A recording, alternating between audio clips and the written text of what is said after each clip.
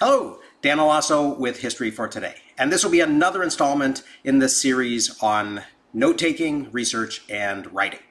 So sometimes people feel a sense of writer's block at the beginning of a new project, but often that feeling comes from a kind of a misunderstanding. In the book How to Take Smart Notes, Sunke Ahrens criticizes writing teachers, actually, who encourage their students to brainstorm to come up with a topic for an essay or for a research project. I think processes that include free association and a sort of informal openness to surprising combinations of ideas can be very useful, especially in group settings. However, I do tend to agree with Ahrens that if I'm doing the work of making reading notes and then turning them into permanent notes and then evergreen insights, then coming up with a topic to write about ought to be the very least of my concerns. The whole point of this note-taking process is not only to provide us with ideas that we want to pursue, but to actually show us which ideas we are most interested in. And we'll see this process in action as we continue.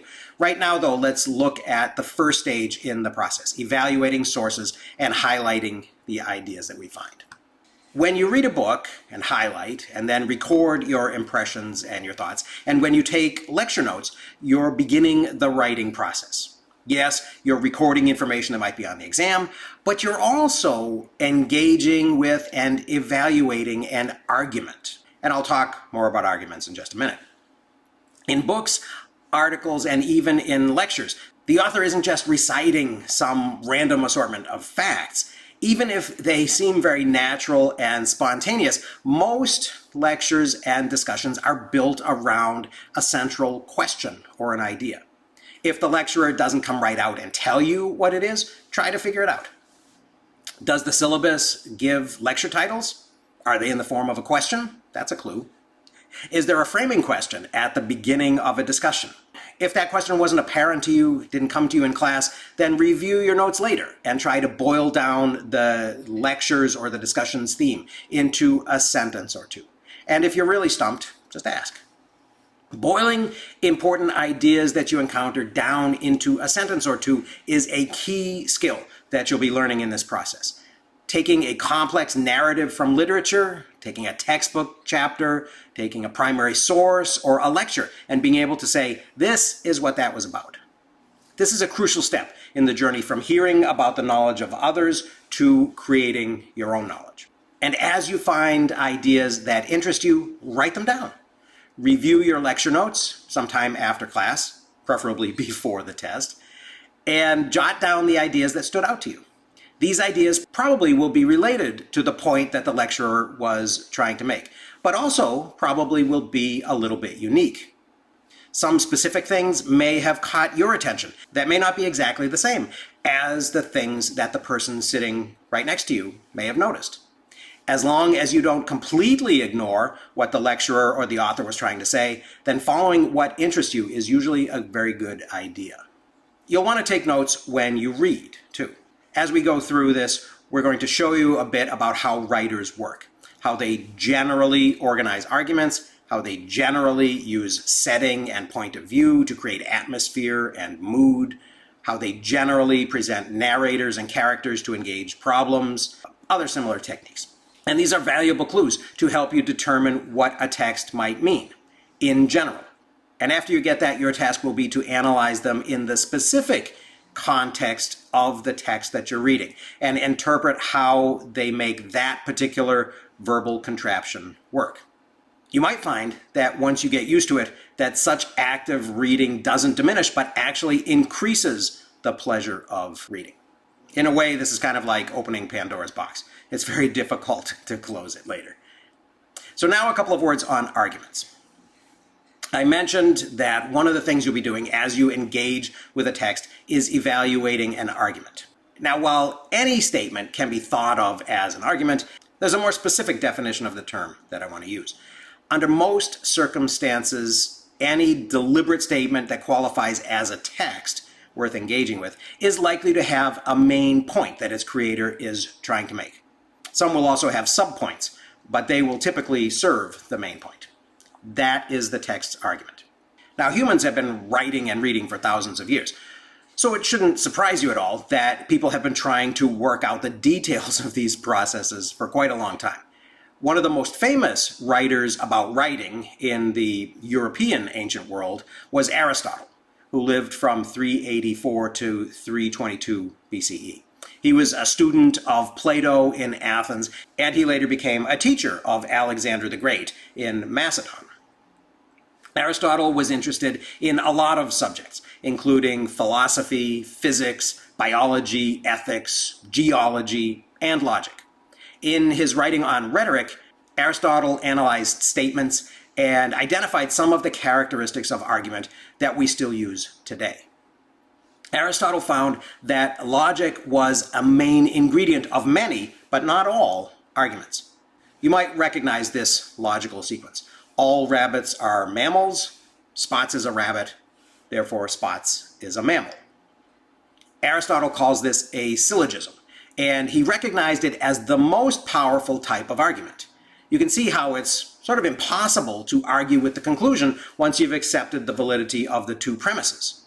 If you can organize your argument in this way, moving from agreed-on premises to an irrefutable conclusion, you're likely to convince a lot of people. Of course, most of the time, we don't really have the advantage of being able to argue from premises that are incontrovertible facts. Sometimes our job is to show our readers new facts in order to lead them to our new original conclusion. These can be newly discovered ideas, or they can be ideas that the reader may not have ever considered in the context that we're going to suggest. More often, however, what we're really arguing about is the truth of those premises. We live in a world of uncertainty, after all. Because of this uncertainty, many of our arguments are based on premises that are tentative, leading to probable rather than certain absolute conclusions. However, sometimes we do go to great lengths to pretend that our premises are certain and that our conclusions are irrefutable. Now, all of this may seem ridiculously abstract. We don't spend much time nowadays dissecting and disassembling the way we think and looking at the parts. But stick with it, because it's important. When a political leader makes a claim such as markets should be unregulated, or we hold these truths to be self-evident that all men are created equal, there's usually a trail of argument behind that. If you want to understand, and especially if you want to challenge a claim, the best place to look is with the premises that lead to the conclusion. This form of argument that we've been looking at is called deduction. It builds from accepted facts to a specific conclusion. There are two other forms that you should know about. Induction goes more or less in the opposite direction, starting with observations or evidence, like data in a scientific experiment, and ending with a general conclusion. Because in the real world, we never have a chance to look at all the data, these conclusions are, by definition, tentative. But in day-to-day life, we often take inductive ideas as facts. We know what's going to happen when we throw a ball, not because we've studied physics and calculus, but because we've done it before and we've experienced the results.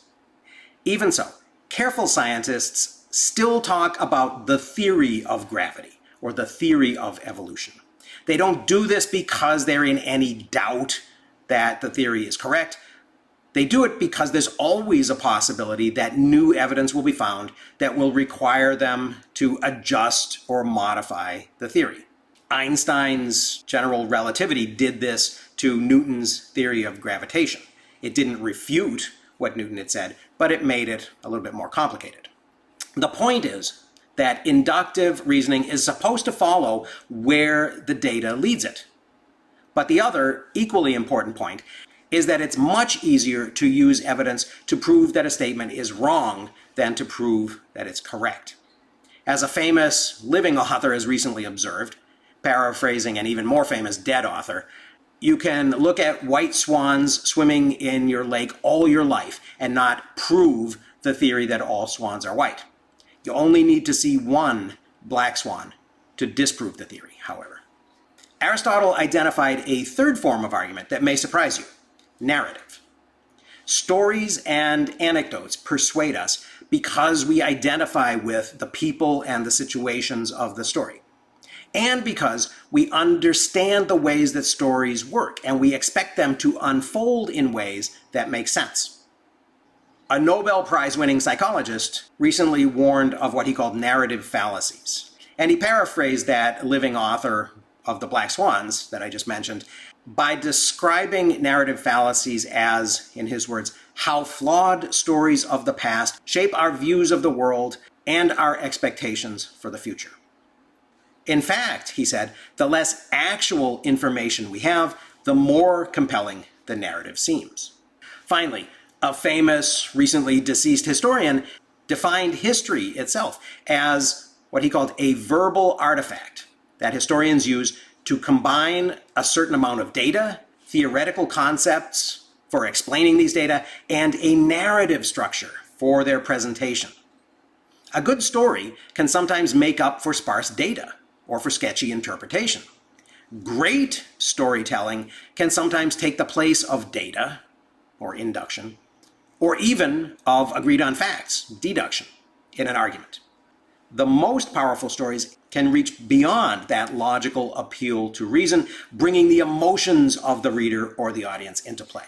Fear, pride, contentment, resentment, love, and moral outrage are all powerful elements of argument.